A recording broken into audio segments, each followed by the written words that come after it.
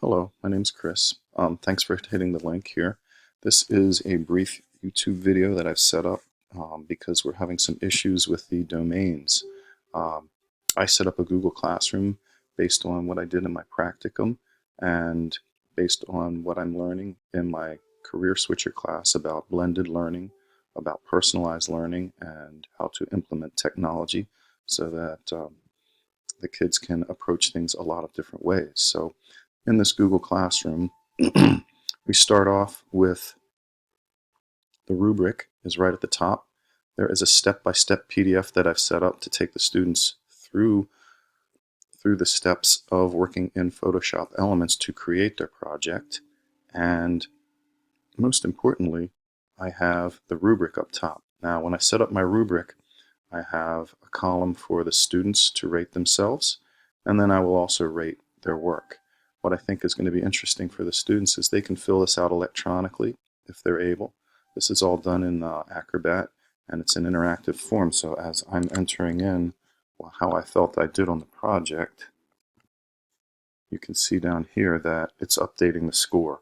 I think this will promote a lot of interest. It will make things a lot easier on me because I can take files home and not stacks of paper. We can come to the second page, and here is a description of how the student felt that they did. Everything is clearly stated.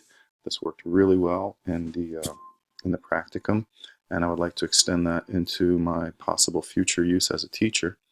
Also in this first step here, in addition to the step-by-step PDF, I'm showing examples of what I felt to be successful student work.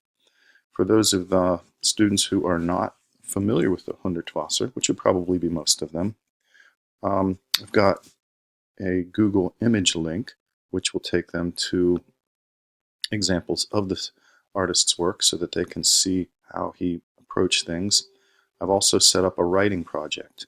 Here you're going to research these two links and they will tell you about the style of Friedrich Hundertwasser and Piet Mondrian, who were basically opposites in the way they worked. One of them was very freeform, Mondrian was very straight and rigid. And then I'd ask the students to imagine what would happen if there was a discussion between the two. So, and as you scroll down to the bottom of the Google Classroom, I've got YouTube videos, which are basically step-by-step instructions for those students who may not have been able to grasp things in the PDFs that I set up. These will go in a little bit more detail, and then of course there would be the direct instruction where the students could raise their hand and I could come around and help them individually.